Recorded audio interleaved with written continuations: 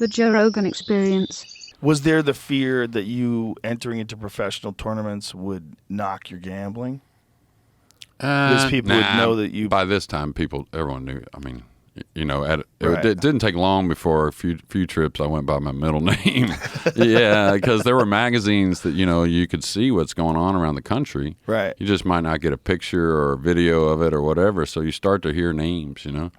So, like, first time I went to California, I did that, actually. And, you know, it worked out nice. So, what did you do? You just use a different name? Well, it's a funny story, and I think he can laugh about it now. But you know Marcus Schmat is, right? Mm-hmm. From Sweden. So there was a guy that was staking him, and a lot of other great players, and he was big action, the guy was. And I knew Marcus was out there, and so I'm in hard times. And I think I told you about this the other day with Keith, but the only two people in the hard times that knew me, all right, was Keith and Jose Perica, all right? So everyone else didn't know who I was. So Marcus Schmat is standing next to two other guys that I know play but won't play kind of thing. So I go up and I ask those two guys, I was like, you know, when do y'all want to play some, you know, $50 or $100 sets of 9-ball, you know, knowing Marcus is going to just jump right on me. You know what I mean? Like he's right next to him. So long story short, that happened. And but I introduced myself as Tyler, my middle name, you know, like I just did, you know. So we start playing. He beats me a set for 100 playing even. I quit. He offers me the 8. Beats me a set for 200. I quit. Now he offers me the 7.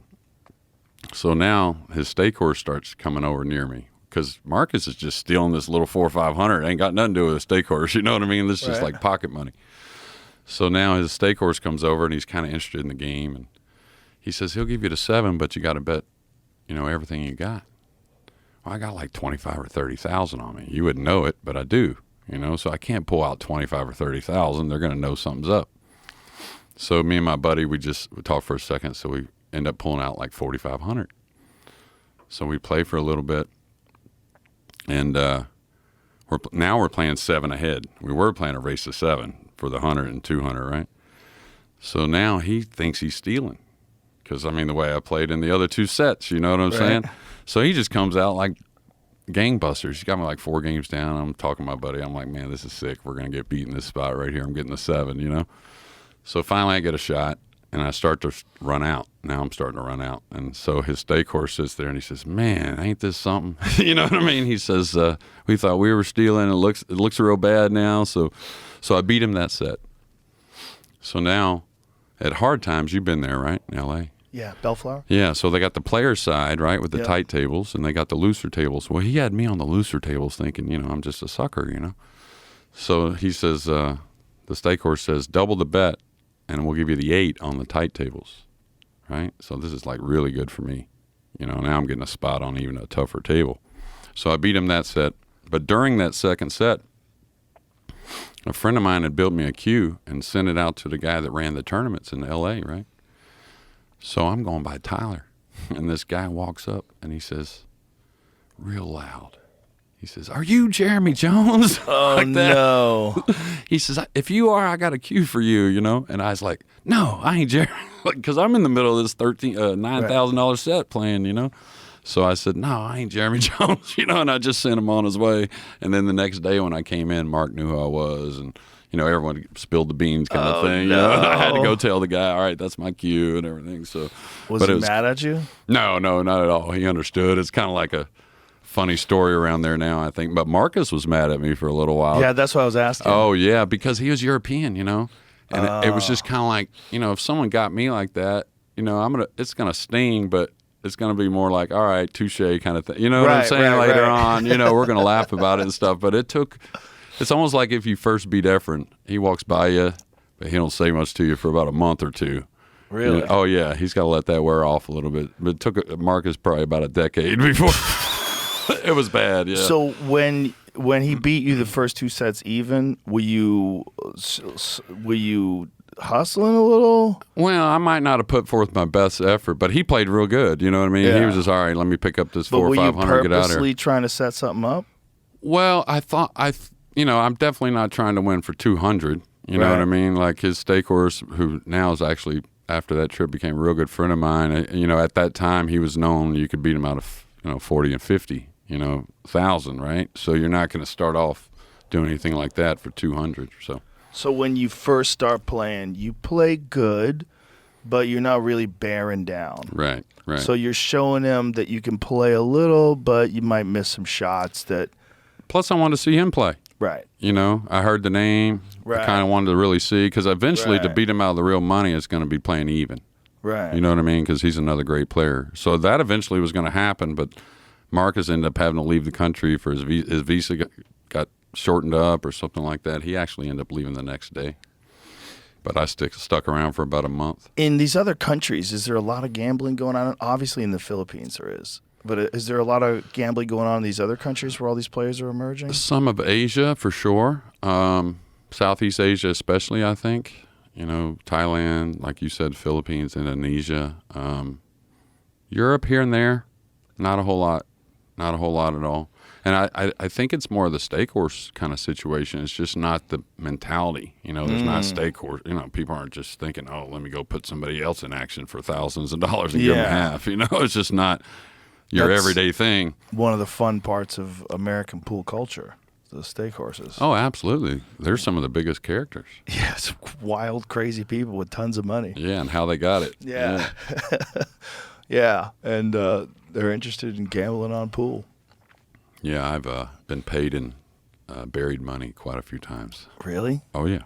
Oh, Really? yeah. It Dig it stinks. It stinks, usually. Really? Oh, yeah. Not nice. Wow. The whole car stunk.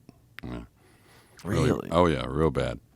Do you think there's like bodies next to the money? I don't think so. Why did it smell? Just mildew and shit? Yeah, I think so. Yeah, I'm talking about, I think this has been there a long time, 30 years. Yeah. There was a guy one time we were in South Carolina. It was another place that I frequented in the summers, especially because we gambled at golf. But this guy, Frank, and he was a great, great guy. And he was coming in overalls, didn't know he had a penny, but he staked a lot of players, and he did a lot for the pool community. So he comes in one morning because we'd all meet at the pool room about 10 a.m., and we'd all make a golf game. Then we go out to the golf course, gamble golf, come back to the pool room and make pool games, right? It was awesome. I mean, the whole summer was like this. So this Frank comes in one morning, and he looked real upset. And he never looked upset. Always happy. Even if he lost, he was happy. And so I said, Frank, what's wrong? You okay? He said, I come out my back door, and I saw one of my bushes dug up today. So one of his sons that was was a little detached at times from the family for one reason or another, he let it stay there, and he said he knew it right. It was a $30,000 bush. Oh, yeah. Yeah. And so he took it like a grain of salt. He was more disappointed. It was kind of like a disappointed father kind of thing more than upset. Yeah. He had plenty of money, Yeah. So, but it's amazing what people do with their money. Oh, I can't tell you probably maybe the craziest. I'll tell you later on the craziest ones on there. But let's see. So one time I was at a tournament in Mississippi, and to get on with this, I won the tournament. Tough tournament, Johnny Archer, all the great players, and his bar table. So I won like $8,000. So by the time I won the tournament, I think I was about 25,000 losers in the casino. Okay, it's like terrible trip. I mean, I wasn't even trying. You remember Tony Ellen? Yes. So he was 20 minutes late to get a steak dinner at the Horseshoe. It cost me about $12,000. I went down there and said, let me just pitch 300, and they just pounded me, right? So I got the tournament money after winning. It was $8,000. Went straight to the cage and cashed it. Went straight to the blackjack. Yeah, I had it about 10 minutes, so the $8,000 was gone. And so this guy that was playing there, his name was Frank Seals, and he was a legendary stake horse. And he used to stake CJ when he was a kid, and a lot of players throughout the years. And he said, hey, if you're ever bored, you want to come up to Morristown, Tennessee, I got a kid, I'll let you play if you still want to play, I like the way you gamble is what he said. He watched me play blackjack, blow all my money, right? Yeah. So, yeah. So, I told him messing with him. I said, you ain't dealing with me with no blackjack up there if I go up there. So anyways, I go up there. So he's got this guy, Mark Owens was his name, good player. And real high gear. Maybe not the most steady player, but real high gear. So we're playing. We start off playing races to 9 or 10 or something for 1,000. So long story short, I got him 10,000 loser. Okay. And it's because we raised it and whatnot. And so now the whole town, this is a small town, okay, just up in the northeast corner of Tennessee. So the whole town starts coming in, and this is their hero. So my buddy starts taking bets on the side, you know. So now I got him 10,000 loser, and he says, we want to play a set for 10,000. This is what Frank says, the stake horse. He says, but we need to call 8. You know what the call 8 is, of course, right? So I said, okay, yeah.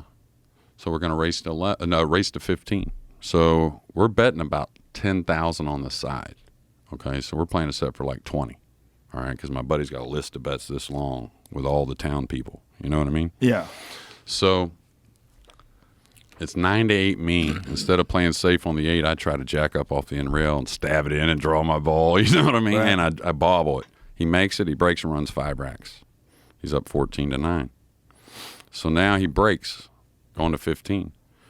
And the 4-9 is wired over the spot. He makes an incredible shot on the 1. He's got the 3 down the rail, and he's just got a cupcake on the 4-9. So I turned my buddy, and I said, man, we ain't got but like 8,000 left, you know, because we were winner. We start off 1,000 a set. I said, we can't lower the bet. You can't do that. Then they know you're short. You know what I'm saying? Yeah. So I'm like, what are we going to do? You know, we get more money tomorrow, whatever, right? So the pool table's here, right? He's shooting to this corner. Now, Frank is the only guy. He's sitting right here on a stool chair, right, like a little school chair. Mm-hmm. Everyone else is way back over here besides me and my buddies over here, right, all the people watching. So he knocks the 3 in, Mark does, and he comes down. He was kind of one of those guys that would fire the 9 in. You know what I'm saying? You've seen him. He rifles this 4-9. He could have just tapped it, and it would have rolled right in the corner. This ball went down and swirled around in the pocket. Jumped almost all the way back out to the spot. That's how far it went. Oh, my God. Yeah. All the money's on the light, right? So Frank, he knows about pool, and the ball's aimed directly at Frank. So as soon as he hits it, he knows it's in. So Frank starts to get up and get the money. I said, oh, Frank, I said, the 9's on the table. You know, Frank's like 75 years old. He's got glasses. So I said, the 9's on the table. He says, oh, I'm sorry. You know, like he didn't realize it didn't go in. Well, it did go in. It just came back out. Yeah. Never pocketed another ball the whole set. I played safe on that first shot. I broke and ran, played safe, broke and ran, beat him 15-14. Right? Wow. Yeah. So now the kid, he quits, and he's literally crying out on the stairs. Okay. So Frank says, come back the next day. We'll play you some more. So we come back the next day. We start out playing like for 3,500, races to 11. So I beat him 3 sets. So he says, hey, he's going to take a break. He said, I'll play you some more in a minute. I'm like, sweet, man. This is good. Good action, you know. So Frank's sitting in this chair right here, and the kid's practicing a little bit, and he hits a ball in that same pocket. It jumps the pocket, hits Frank dead in the eye, right? And his glasses, and blood's going everywhere. I mean, Jesus Christ. Oh, yeah. Yeah, it was ironically crazy, right? So we end up having to quit, and we never end up playing again. So the same pocket that kind of saved me the day before, right, kind of got him the next day, and we end up never playing, yeah. Funny story. What kind of shitty table is that? It was a Gold Crown, but it had replacement pockets. You know, the big black ones that go in, they're kind of bulky. They kind of move around a little bit. Did a shitty job. Yeah. It's old school pool hall. But, oh, man. Yeah, that Frank, he was something else. So I'm playing, right? And he pulls up his overall. And I see a gunshot wound in his leg. I said, dang, Frank, you got shot? He said, yeah, my wife shot me about 10 years ago. I said, man, you mean your ex-wife, don't you? He says, no. He says, I'm still with her, right? I said, damn. About 3 months later, she killed him. Wow. After I played it. Yeah, same lady that shot him 10 months before. Oh, my 10 God. Yeah. She shot him dead? Dead. Jesus I think she did 6 months in a mental place, and then she's out. So. Oh, my God. Yeah. 6 months? 6 months, that was it. Yeah. That's it? She shot him twice? Oh, I think it was like... Did he not tell about more? I think it was like 5 of them in the chest. Oh, when she killed him? Yeah. Oh. Yeah. She was... Remember I was telling you about that buried money? Yeah. Frank gave me some of that buried money. Did he? I think he was kind of like a numbers guy. You know how they run the lottery out in the country on their own and stuff? Yeah, I think he did like stuff like that. So